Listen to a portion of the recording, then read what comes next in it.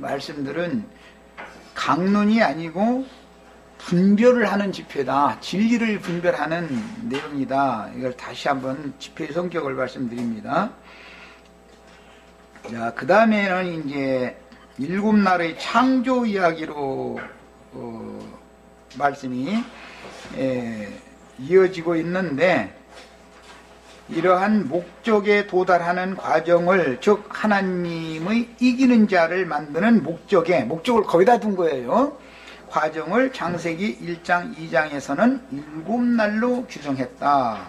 하나님의 창조의 내용을 이기는 자를 만들어 놓는 곳에 목적을 두고, 창조라고 하는 것이 1장 2장에서는 일곱 날로 규정을 해 놓으셨다. 다음에 첫째 날이란 어떤 사람이 복음을 처음 접하는 상태를 말한다. 이건 매우 좋습니다.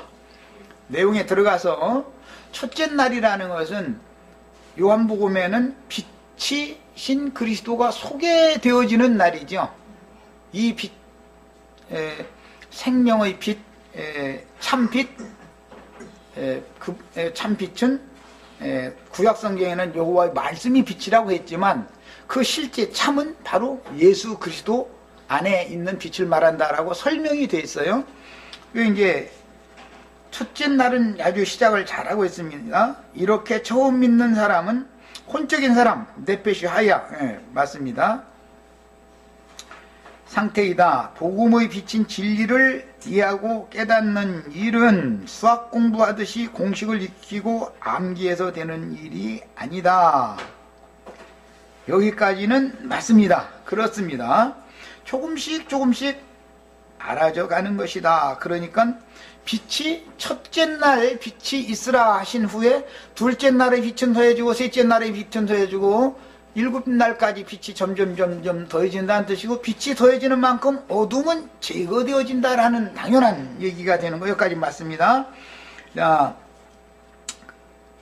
그런데 문제는 이제 여기다가 내가 7일 창조는 천국 농사를 상징하는 일곱 절기로 설명된다라고 간략하게 이렇게 토를 달아놨어요.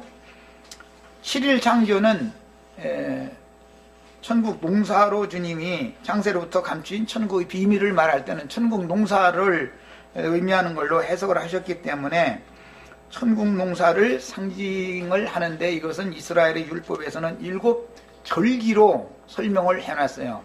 일곱 절기가 지나면 한 해 농사가 다 끝난 것이죠. 장막절은 최후의 절기예요. 모든 농사를 끝내고 수확해서 장막에 거둬들이면 이제 한 해가 지난 것이에요. 이것이 계속 반복되는 거예요. 이렇게. 자, 이제 문제는 그럼 뭐냐? 조금씩 알아가지는 것이 맞지만, 중요한 것은 여섯째 날에 가서 거듭난다, 이렇게 확정을 해놓은 것이 이제 정말 너무너무 큰 문제지요. 그러니까 즉 다섯째 날까지는 빛이 계속 더해지다가 여섯째 날 거듭난다, 이렇게 이해를 한 거예요. 말하자면은 아마 이게 이제 일곱 날의 비밀이라는 강론을 이런 바탕으로 강론을 해왔겠죠. 당연히 나는 뭐 자세히 안 들었기 때문에 모르지만 이제 그랬다는 뜻일 거예요, 분명히.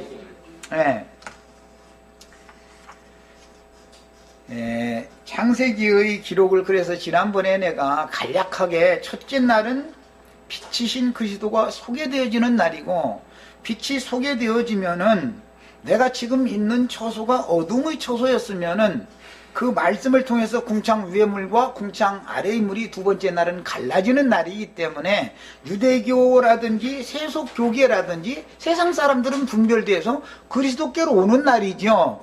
자, 그리스도께로 사람을 부르러 온 것은 빛이 임했을 땐 사람을 부르러 온 것이고, 그리스도께로 온 사람들은 이제는 심판의 물 아래에서 묻히 드러나는 사울 때 이것은 혼인날로 상징이 되어졌고, 요한복음에서는 셋째 날은 혼인날이죠. 만나는 날이에요.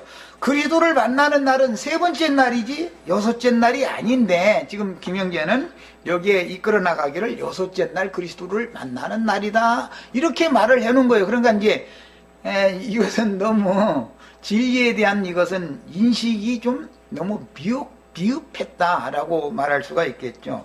본인이 가르치는 본인이 이렇게 인식을 하고 있으니까, 사흘 되던 날은 심판 아래에 있던 묻이라는 사람의 마음을 상징한 건데, 묻이 드러난 날이잖아요. 그날은 빛이신 주님과 묻이 드러나야 빛과 땅이, 하늘과 땅이 만나는 거 아니겠어요? 물속에 있었으니까, 중간에 물이라는 것이 덮고 있으니까 빛이신 하나님과 사람이 만날 수가 없었었는데, 천하의 모든 물은 한 곳으로 모이고 묻이 드러나라 하시니까 묻이 드러난 날이 세 번째 날이에요. 세 번째 날 그 물로 이게 덮여있던 깊음에 빠진 묻이 드러나면 이제는 찾아오신 빛과 소개받은 빛이신 그리스도와 묻이 만나는 거 아니에요. 하늘은 땅에 응하고 땅은 하늘에 응한다라는 말씀이 이제 실현이 되는 거예요. 그 인생사에서도 결혼이라는 게 뭐예요? 하늘과 땅이 만나는 날이잖아요, 그게. 이게 상징이지. 그러니까 거듭남은 반드시 사흘 되던 날 거듭나는 것이지, 첫째 날, 둘째 날은 잉태 과정인 것이고, 사흘 되던 날은 출생하는 날인 것이지, 여섯째 날까지 쭉 그냥 있다가서 여섯째 날 거듭나고 일곱째 날 안식을 해야 되는데, 이 형제님의 그 의식 속에는 일곱째 날은 이제 나가서 전쟁을 하는, 복음을 전하는 거예요. 전쟁을 해서 복음을 전하는 사람은 이기는 자가 되었고, 천년은 이제 지금부터 사는 사람이 되는 거예요. 이제 다스리는 자가 된 거예요. 개념이 이렇게 돼 있어요. 그래서 이 형제님이 지금 의도적으로 나의 그 창세기 강론의 가르침을 나는 더 깊이 깨달았다라는 그런 것을 가르치기 위해서 원어를 추구한다라는 것 때문에 교만의 영이 그때부터 임해가지고 지금 잘못 삐져나가고 있구나라고 나는 딱 판단한 거예요. 그러나 이건 내 판단이지만 본인은 이것이 철두철미하게 맞을 수가 있죠, 본인에게는. 그러나 이것은 이제 듣는 분들의 분별을 듣는 분들에게 달려 있어요. 어떤 말을 가르침 받을 때는 분별을 요하는 거예요, 항상 듣는 사람은. 셋째 날 거듭나서 넷째 날 거듭난 사람들이 생겨나야 해, 달, 별들로 상징되어지는 넷째 날은 해, 달, 별들이 상조되는 날이죠. 이것도 상징이다. 거듭난 성도들이 세상의 빛들로 나타나는 것을 상징한다 이거예요. 넷째 날 드디어. 넷째 날부터는 어둠에 잡혔던 사람들이 세상의 빛으로 드러난다 이 말이에요. 해, 달, 별로 상징했어요. 해, 달, 별은 아버지와 어머니와 형제들을 상징하는 거예요. 하나님 아버지와 교회 중에서 주님의 자녀들이 있을 거 아니에요. 이게 세상의 빛들로 드러나는 거잖아요. 근원적인 빛은 빛이 있으라 하시던 첫째 날 있던 그 빛이 근원적인 빛인 것이고, 그 빛을 반사하는 것이 해, 달, 별이다 이 말이거든요. 세상의 빛들이 드러났다라는 것은 교회가 세상에 세워졌다 그 말이에요. 내가 세상의 빛이다. 예수님이 그랬지만은 너희는 세상의 빛이라 뒤에는 이렇게 말씀하시죠. 그러니까 빛을 반사하는 자들이 교회다 이거예요, 교회. 그래서 해, 달, 별 얘기가 창세기 37장에 야곱과 야곱의 아내와 야곱의 아들들로 재해석이 또 이어져 나오는 거예요. 그래서 이처럼 성경이라는 건 흐름이 있는 것이고, 성경으로 성경을 해석하는 지혜를 받아야 되는 것이지, 그냥 자기 생각에 이렇게 깨달아졌다 해가지고서 그것을 확증으로 잡으면 안 되죠. 뒤에 성경의 뒷받침이 어떻게 흘러가는가를 보고 성경의 흐름을 잡아야 되는 것이죠. 흐름을. 예. 빛들로 세상에 드러났고, 그 다음에는 빛의 아들들이 드러났고, 넷째 날 드러났고, 다섯째 날은 바다 생물들을 창조하신 날로 창세기에 기록이 되어 있어요. 바다 생물들이라는 것은 세상 사람들을 말하는 거예요. 하나님의 관점에서 보면 우리의 관점과 달라요. 우리는 세상 사람으로 태어났다가 빛의 아들로 복음을 영접함으로 거듭나고 이런 과정을 거쳤지만, 하나님의 관점에서 보면 참 빛과 빛의 아들들이 먼저 예비가 되어져야 그 다음에 세상 사람들이 있는 거예요. 이것은 창조의 순서가 우리들의 순서와 하나님이 보는 순서는 다르다라는 거예요. 빛이 먼저 예비되어져야 되는 거예요. 세상 사람들에게 전도를 그때서 빛을 투과를 그때서 해줘야 되는 거잖아요. 빛의 아들들도 없네. 세상부터 먼저 만들어 놔버렸다. 만약에 그러면 온 세상이 어둠천지인데 어떻게 할 거예요? 그렇게 하겠어요? 뭐든지 그루터기라 그래가지고 다음 세상을 위한 준비를 하나님이 미리 다 해놓는 거예요. 언제나 하나님 편에서 보는 거예요. 우리는 관점을. 거기에 이제 바다 생물 중에는 아주 큰 물고기도 났다 그랬는데, 그 물고기 다간이라는 이 히브리어 표기는 뭐냐면은 리오야탄 할 때 쓰는 그 같은 그 용법이에요. 뭐 이리승냥이 늑대 이런 것으로 표기를 할 수도 있고, 번역을 할 때 어떨 때는 리오야탄, 뭐 바다의 흉흉한 물결을 일으키는 긴 뱀, 뭐 큰 뱀, 뭐 이렇게 해도 뱀으로도 표기할 수 있고, 늑대, 뭐 이리승냥이 그 약물이를 이렇게 물에다가 잡아먹는 그런 걸로 표현할 수 있어요. 이것이 신약에서는 바다에서 올라온 큰 짐승이다 이래서 적그리스도라고 그래요, 흔히들. 그 적그리스도가 세상 나라를 어구하고 주장한다 이거. 이거 세상 임금이고 세상 신에 의해서 그렇게 움직여지는 거예요. 한 가지 예를 들겠습니다. 우리는 지금 천국의 시민권을 가졌죠? 그 근거는 괜히 나오는 말이 아니고, 로마 시대 때 이 신약 성경이 이제 시작이 됐기 때문에, 로마 시대에는 로마의 시민권을 가진 사람이면은 어느 나라를 가도 로마의 시민권을 가진 사람이면 함부로 체포하거나 구금하거나 형벌할 수가 없어요. 로마 황제에게 허락을 받아야 되는 거예요. 거기에서 기인하는 말이, 언제든지 어떤 성경은 밖에 어떤 표상이 있는 거예요. 표상이 밖에.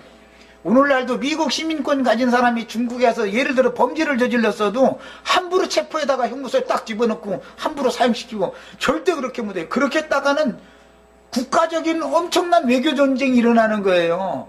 요즘에 우리 불법적인 조업을 하다가 뭐 어떻게 해서 모독이 하려고 말기다가 어떻게 뭐 탄인가 뭐 들어있는 총을 쐈는데, 그거 흉부 여기 이제 막 갑자기 탁 맞아가지고 죽었다고, 이제 부검 결과까지 이것은 고무탄 때문이다라고 나왔다고 그러더만.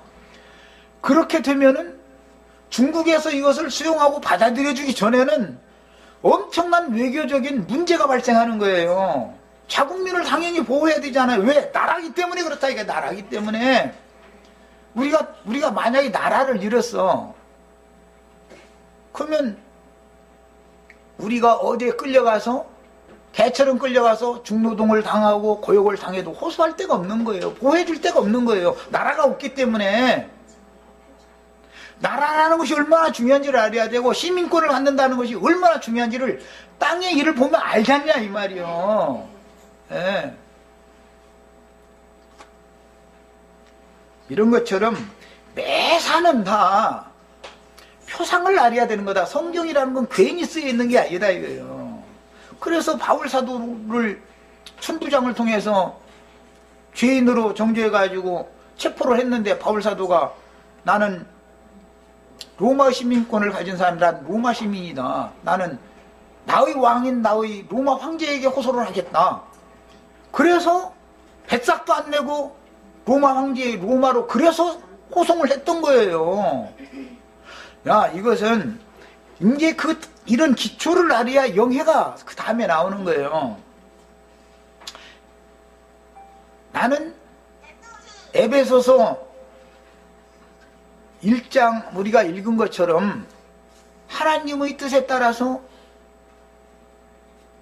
당신이나 나나 다 똑같은 죄인이지만 하나님이 나를 만민 중에 택하셨고 나를 후사로 예정해 놓으셨기 때문에 내가 이것을 계시로 깨달아 가지고 성령의 인침이 내 속에 있어서 나는 천국의 시민권을 지금 획득한 사람이다 하면은 이 세상신 마귀와 형제 자매님들을 너 어제 거짓말했지 하고 잡아다가 함부로 형 감옥에 가두거나 한 거를 못하는 거예요.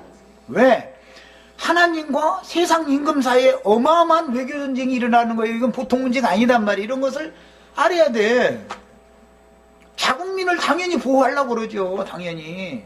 형제 자매님들의 영혼을 그래서 지키는 거예요. 이게 불꽃 같은 눈으로 뭐 돌부시게 지키시고 이런 얘기가 다 그런 어떤 개념이 있어야 되는 거다. 이게 성경이라는 게 깨달으려면 이런 것처럼 간단한 어떤 얘기 뭐 시민권 이야기라든지 이런 얘기가 왜 나오는지를 알아야 돼요. 땅의 일을 보고 하늘의 일을 깨닫게 하려고 그런 일이 기록이 된 거예요. 성경에. 로마 황제가 포고를 해가지고 모든 로마의 제국에 속한 속국민들도 다 호정령을 내려가지고 신고해라 그러지요. 왜 그러는 것 같아요? 계수를 뽑을 민수기에 나오지요. 민수기에 계수법이 나오지요. 어느 나라의 누구인가에 대한 신분을 가지고서 숫자를 계수해 가지고서 하는 거예요. 그런 일이 땅에 있기 때문에 하늘에서도 하나님 나라에서도 계수법이라는 것이 그래서 나오는 거예요. 언제나 뭔 얘기가 나오면 알아야 돼요.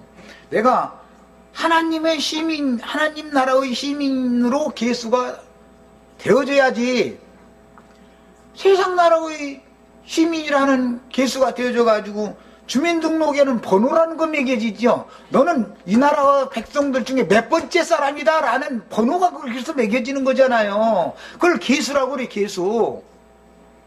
계시록 7장을 읽을 때는 인마진 이스라엘 12지파가 계수되고 시온산에선 또 별도의 무리 14만 4천이 또 계수되고 왜 이런 말이 나오는지를 알아야 된다 이거예요. 세상 사의 일을 알아야 뭐 땅의 일을 알아야 하늘의 일을 알지. 어떤 창조에 관한 이제 기록 얘기하다가 이제 내가 이제 육의 일과 땅의 일과 하늘의 일이 별개가 아니고 우리가 욕심을 냈고 세상에 보내졌기 때문에 땅에서 일어난 모든 표상적인 이런 모든 내용들을 알아야 그 다음에 영해로 들어가는 것이지 무조건 오고 이것을 땅에서 인류 역사의 시간, 인류 역사가 진행되는 과정 이런 것들 때와 시기 이런 것들에 대해서는 무시해버려가면서 나는 믿었으니까 이미 천국에서 살고 있다. 나는 천년왕국에 살고 있는 중이다. 이렇게 영해로 무조건 들어가서 되는 게 아니다 이 말이요. 그런 게 어디가 있어요. 그건 붕 뜬 사람이지. 좀 심하게 말하면 그럼 감기도 걸리지 말아야 되고 병원에 다닐 필요가 없어요. 천년왕국에 완전히 추수되어져서 왕으로 들어간 사람은 구속받고 거듭나고 창성한 분량이 되도록 잘하고 그 다음에 몸의 구속을 받아서 신령체를 입고 영광 중에 주와 함께 나타나서 거룩한 성에 들어갔다가 그 다음에 거룩한 성이 오는 세상의 땅에 내려와서 그때 다스리는 권세를 행하는 문제인 것이기 때문에 과정이 있는 것이지 지금 믿기만 하면은 지금 믿었으면은 뭐 7012년 사는 중이고 그럼 또 연수가 있으면 또 그것도 또 잘못된 얘기지 그냥. 그 천이라는 것은 영원한 충만한 수다 이래버리면 7012년이라는 것도 뭐 있을 필요가 없는 거예요. 그냥 영원한 거지. 이것은 얼핏 들으면 신령한 것 같지만 하나님의 경영을 너무 간과했기 때문에 너무 영적인 것처럼 하려고 하다 보니까 이렇게 잘못된 거예요. 이런 것이. 그래서 우리 지체들은 이런 문제에 있어서 분별을 또 꼭 바르게 하시기를 바라요. 그 본인의 그래도 이 사람이 때가 차기까지라고 본인도 때가 차기까지라는 말을 본인도 사용을 했어요. 본인도 분명히 그랬어요. 이 사람이 뭐 때가 차기까지 몽학선생 밑에서 종로로 사다가 믿음의 주체시며 진리 되시는 예수 그리스도를 만나는 또 시기가 온다. 시기라는 말도 본인이 또 해놨어요 또. 그런데 이제 또 결론적으로는 때와 시기 뭐 기한 뭐 이런 거 막 무시하고 지금 나는 말이야 천년 지금 왕노릇 하고 있단 말이야. 무슨 놈의 말에 육으로 갔다 영으로 갔다 막 거기 이제 또 보조해준 어떤 자매님 그래요 또 왜 이렇게 혼동하냐. 아 이러고 이제 나오면은 야 이게 어떤 영을 뒷받침해주고 뒤에서 밀어주고 하는 영이라는 게 동조한다는 뜻인데 그런 것이 김형제를 자꾸부터 버티게 만드는 원인이 된다라고 나는 보고 있었던 거예요. 두 가지를 본 거예요. 그래서 하나는 원어 해석을 잘못했다라는 거, 그것을 무조건 오고 뒤에서 밀어주고 동조해주는 어떤 영들이 뒷받침이 되고 있다라는 거, 두 가지를 보는 거예요. 이 두 가지가 문제다. 나는 파악을 이렇게 했어요. 그 다음에 이때가 진리의 성령을 받는 날이요. 뭐 보니까 때라는 얘기를 본인도 하잖아요. 시기라는 말도 하고 있고. 그런데 실제적으로는 때와 시기 뭐 이런 걸 무시해버려. 이게 벌써 본인이 얼마나 혼동하고 있다라는 말을 이 글 자체 속에서 우리가 알 수 있잖아요. 금방 많은 글 읽어나가기 전에 벌써 금방 알 수 있잖아. 이게 본인도 때와 시기와 이런 때라는 말을 본인도 사용을 해가면서 이걸 실제적인 믿음에서는 무시해버리는 거예요.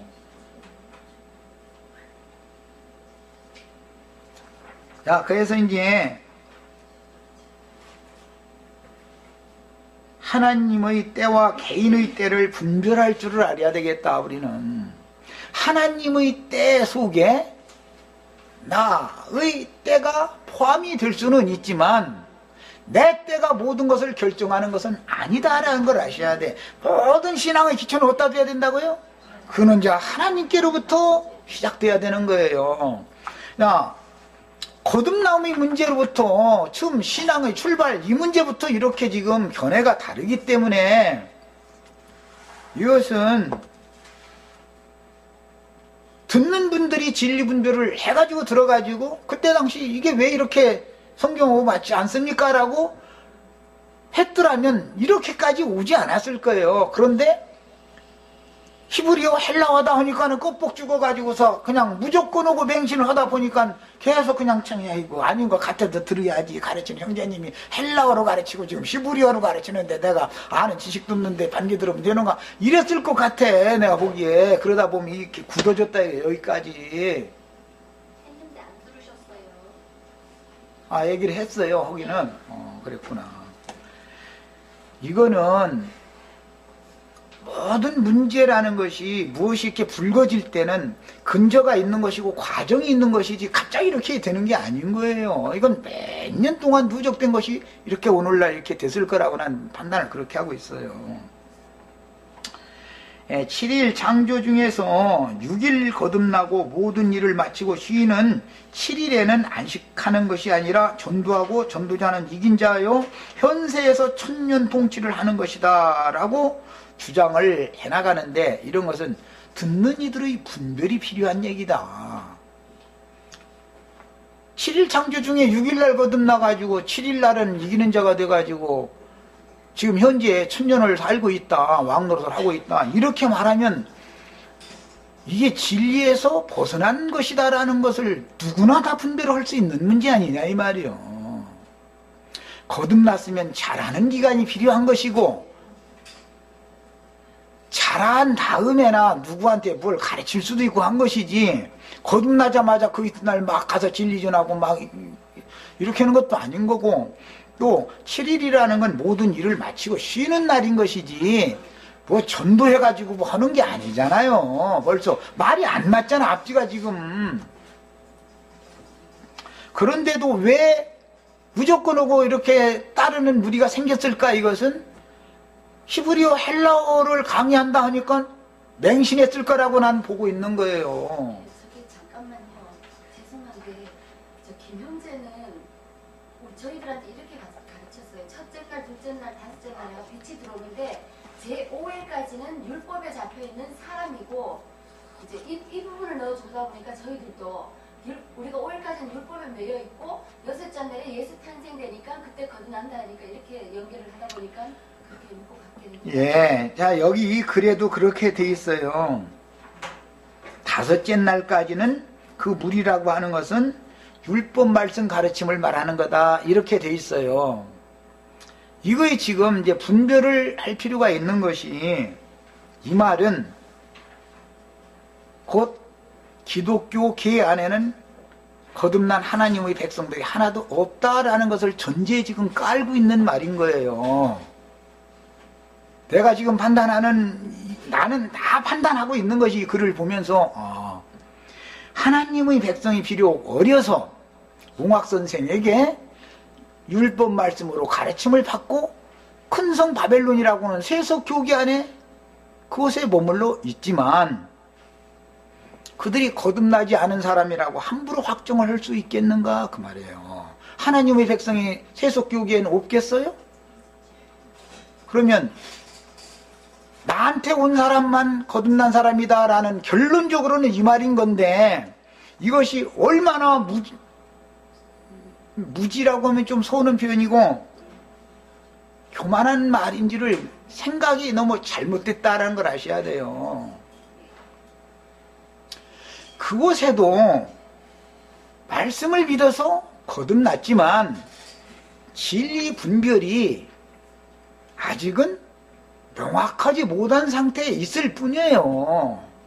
그렇다요 만약에 김영재님의 주장대로 다섯째 날까지는 거듭나지 못한 것이고 여섯째 날만 거듭난 거다 이렇게 말을 하면 기성교계의 몽학선생의 가르침을 받는 사람들이 하나님의 자녀가 아니다라는 말을 지금 하고 있는 중이기 때문에 이것은 성경과는 안 맞는 거예요. 하나님의 자녀지만 몽학선생에게 맡겼다는 것이죠. 때가 차기까지. 성경은 그 얘기를 하는 거잖아요. 그래서 나는 거듭남에 관한 진리를 지금 오해하고 있다고 판단을 한 거예요.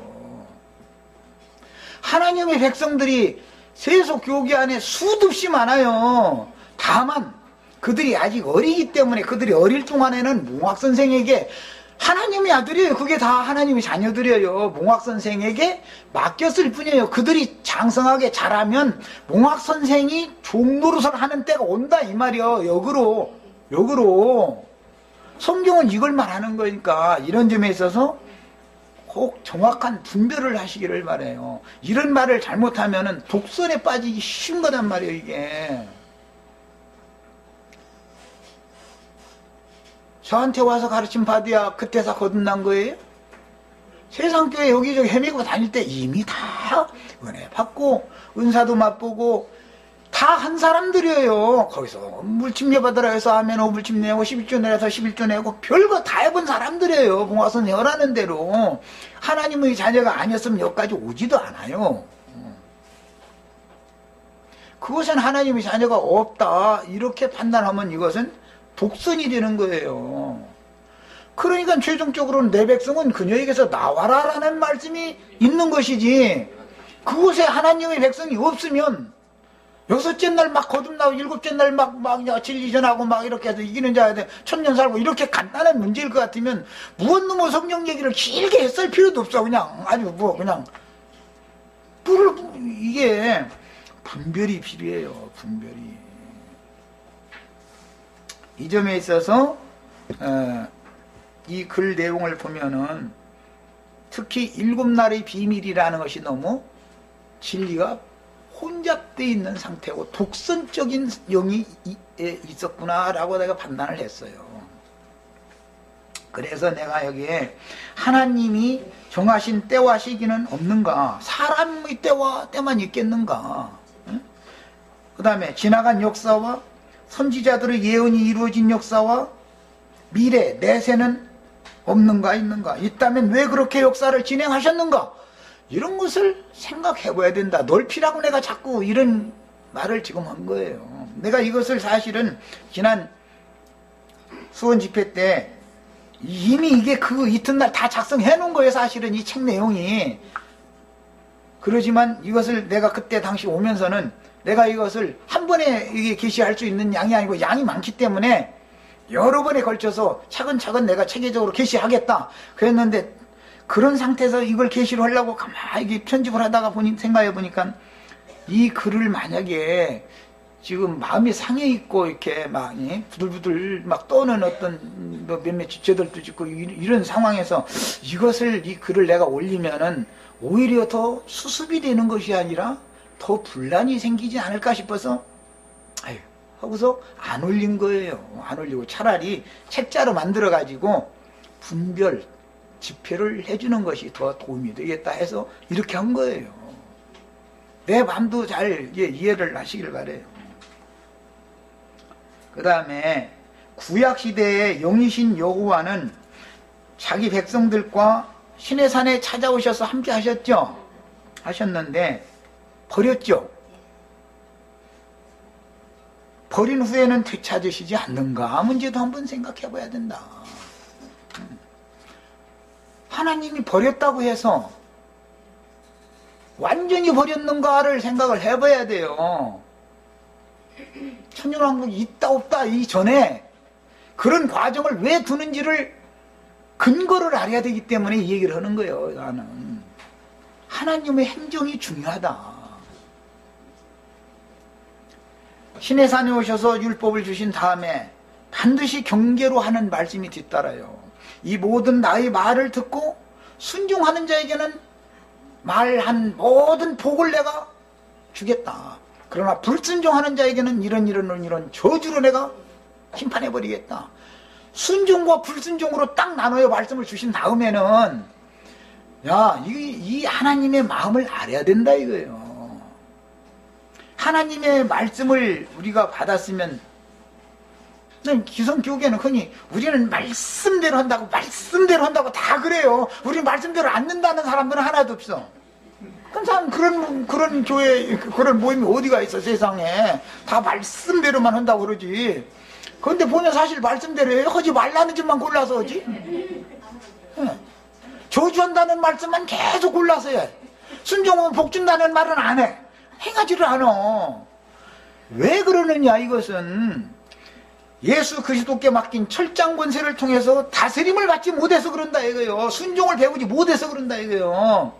사람이신 예수도 하나님의 아들이심에도 불구하고 하나님이 뭐를 한 거예요? 순종을 가르친 거예요. 순종을. 그래서 순종의 본을 딱 세우는 거예요. 이것은 모든 거슬리고 대적하는 영을 제압한다 이 말이에요. 그러려면은 옹냐옹냐해서 되는 게 아니에요. 인간이라는 거는 반드시 철장 말씀으로 말씀을 응하게 하는 사역에 쓰임받는 불다스리는 천사들 그냥 떼제비로 막 몰려가게 만들어가지고서 그냥 사정없이 막 후려치게 만들어야 이 질그릇을 입고 있는 동안은 철장을 얻어맞는 방법밖에 없어. 다른 방법이 없어. 우리 이순희 자매님 길들이려면은 하나님이 철장 말씀을 선포를 해놨으니까 말씀을 응하게 하는 사역에 쓰임받는 천사들을 그냥 한둘 보내갖고는 말 안 들으니까 그냥 단체로 몰려오게 만들어가지고 그냥 새카맣게 그냥 에워싸고서는 그냥 이쪽에서 저쪽에서 정신을 못 차리게 그냥 막 후들겨 치면 나중에 그 천사들 보고 이제 그만 됐다 해서 딱 물러가고 나면 빛이 그때서 오는 거예요. 치료하는 광선이. 그때서 뭘 배워요? 주님, 내가 너무 교만했습니다. 눈물이 납니다. 주님, 내가 뭐 다 된 줄 알고, 내가 뭐 깨달은 줄 알고, 내가 뭐 한 줄 알고, 내가 방자 행했습니다. 하나님의 손이 이런 것입니까? 이러면서 그때서 치료하는 광선이 온 거예요. 이런 방식으로 해서 빛이 배가 자꾸 더해지는 것을 말하는 것이지, 무슨 뭐 일곱 날의 하는 그런 강론식이라면은 구원이 너무 쉬워가지고 이것은 안 할 소리지만, 그런 구원이라면 하나님의 나라에는 유용한 구원이 아니에요, 그거는. 그 다음에 이제 하나님의 마음을 이해를 시키기 위해서 성경을 인용했는데, 스가랴 1장 3절에 그러므로 너는 무리에게 고하기를 만군의 여호와께서 이처럼 이르시되 너희는 내게로 돌아오라. 이 말은 하나님이 버린 것 같고 하나님의 버림을 받은 것 같고, 하나님께는 이뤄진 양이요 하나님께로부터 끊어져 나가면 죽은 거예요. 그게 다 하나님 백성들 보고 때가 되면 아주 버렸던 게 아니다라는 말이죠. 나한테 돌아와라 한다 이 말이에요. 또 이제 하나님 언제는 버렸다가, 그러니까 내칠 때도 있지만 다시 받아주실 때가 반드시 오는 거다. 이게 복음인 거예요. 반드시 있는 거예요. 이게 성경에는. 만약에 우리 거듭난 이후로 말 안 들어가지고 사정사정해도 안 들어, 몽둥이 후려치고 나서 그래도 안 들어, 너 같은 놈하고 이제 상종 안 해요. 하나님 버렸어. 예를 드는 거예요. 예를 드는 거예요. 그러면은 아주 버림받은 것이 아니다라는 것은, 우리가 아직도 육의 장막을 입고 이 세계에 살고 있다는 것은 은혜를 회복할 수 있는 때와 기한이 아직은 남았다 그 말인 거예요. 생애에 살아있는 동안에 돌이켜야 되는 거예요. 이제 문제는 어떤 사람을 징벌하는 기간도 하나님이 정하시기 때문에, 누구는 7일 동안만 진 밖으로 쫓겨나고, 누구는 이것이 단체적으로 할 땐 70년이라고 하는 긴 기간을 이렇게 쫓아내는 거예요. 70년이 마치면 돌아오게 하는 것이 하나님의 뜻이고, 7일이 마치면 이스라엘의 종의 가운데로 다시 불러들이는 것이 하나님의 뜻인 것이지, 우리의 아버지 하나님은 이런 하나님인 것이지, 한 번 버렸으니까 너는 영원히 지옥 자식이야 이렇게 한다면 구원받을 육체가 이 세상에 누가 있어요? 징벌이 있은 다음에는 반드시 은혜의 영이 역사하기 마련인 거예요. 우리 형제 자매님들 자식 길러 보면 다 알잖아. 하도 속을 새기면 매질을 하고 나서는 그거 끌어안고 나중에 그건 뭣도 모르고 막 그건 아프기만 해서 울어. 그냥 왜 매를 치는지를 모르니까. 그러면서 막 처음에는 앙앙 하면서 맞다가 몇 대 맞을 때는 그러죠. 몽감 땡감 사정없이 막 후려쳐버리면 잭 소리도 묻어 맞거든. 그 다음에는 다 꺾어지거든. 그때는 엄마는 얼마나 불쌍해. 그게 얼마나 가여워. 그거 끌어안고 울잖아. 그럼 아까 아파서 발방 뛰고 울던 님이 지금 생각이 딱 바꿔져 버리는 거거든. 그때사 내 어머니가 나의 완전한 보호자라는 것을 더 믿고 막 엄마 품에 더 달려들게 마련이지. 이제 다 나갈 거야. 엄마 다 때렸으니까. 이런 자식은 없어. 세상에 그런 놈이 어디가 있어. 하나님의 마음도 똑같은 거예요. 복음을 정확하게 깨달아야 되는데 너무 지식적으로 치우치는 쪽에 하다 보니까 복음을 놓쳐버렸구나 라고 내가 분별을 할 때 글을 읽으면서 형제님이 히브리어 헬라어 이쪽으로 이렇게 치우치다 보니까 너무 지식적으로 빠져버린 거예요. 복음을 붙잡아야 되는 것이지 지식으로 구원받는 일은 없어요. 구원의 말씀인 진리의 말씀인 오늘 말씀에도 그랬죠. 구원의 복음을 믿어야 구원받는 것이지 지식이 출중해진다고 구원되는 건 아니잖아요. 구원을 얻기 위한 과정에 그런 합당한 지식이 필요하기 때문에 지식을 가르치는 것이지 그것 자체가 구원은 아니잖아. 이런 거에서 너무 한쪽으로 너무 치우쳤구나라고 봤어요. 나는. 그래 말라기 이제 1장 7절도 똑같은 말씀이 또 나오기를 만군의 여호와가 이르노라 너희 열조 이날부터 너희가 나의 규례를 떠나 지키지 아니하였도다. 이게 지키지 않으면 저주가 임하는 거예요. 말씀을 주신 다음에 반드시 순종하면 이렇게 복을 주고, 특히 신명기 8장 한번 자세히 읽어보세요. 순종하면 이렇게 복을 주고, 거부하고 반기를 들고 불순종하면은 이런 저주가 임한다. 이게 계속 나오는 말씀이야. 7장 8장 한번 자세히 읽어보세요. 하나님의 말씀이랑은 양면이 있는 것이다. 하나님은 의를 세우기 위하여 사랑을 베푸시는 것이지 하나님의 의를 무시되는 사랑이라는 것은 그건 가짜 사랑인 거예요. 마귀에 속는 거예요. 사랑 때문에 망해. 사랑 때문에. 이 사랑이라는 단어가 얼마나 비밀스러운지를 아셔야 돼요. 우리 지체들. 나보고 사랑 없다고 그런 소리 참 많이들 하는데 엊그제도 나 그 소리 또 들었어요. 그랬는데 나 우리 형제 자매들 정말 사랑해요. 그러나 나는 진리의 사랑으로 사랑하지 인간적으로 사랑하지 않아요. 내가 인간적으로 어떤 지체들에게 막 가까이 하고 이렇게 하면은요 교회 지체들이 중구난방이 되고 뭐가 되겠어요. 그렇게 불공평하게 교회를 인도하는 형제가 처사를 그따운 식으로 하면 누가 되겠어요, 교회가. 그 다음에 그런즉 내게로 돌아오라. 그리하면 나도 너에게로 돌아가리라. 이게 하나님의 뜻이에요. 이게 하나님의 말씀이에요. 두 번 다 스가랴서도 말라기서도 너희가 내게로 돌아와라. 그러면 내가 너에게로 돌아가겠다. 서로가 만나기를 원하는 거예요. 하나님도 버렸다고 해서 그냥 완전히 그냥 끝나는 게 아니에요. 그런데 김영재님의 이 가르침의 사상에는 한번 버림받으면 다 지옥 자식이다 이거예요. 이기는 자가 못되면 다 지옥이다 이래버렸어요. 이거는 지식적으로 추구를 하다 보니까 복음을 놓쳐버렸기 때문에 그렇게 됐다고 내가 판단을 한 거예요. 지식을 전수를 해줄 때는 복음을 깨닫게 하기 위하여 지식을 전수해 줘야 되는 것이지, 목적을 복음을 깨닫게 해주기 위해서 지식을 전수해 주는 것이지, 복음을 무시해버리고 어떤 지식에 치우치게 만들면은 사람이 교만해지기만 해서, 지식이라는 사람을 교만하게 하는 거예요. 교만해지기만 하고 머리만 커지지 그걸 통해서 구원이 되는 건 아니잖아요.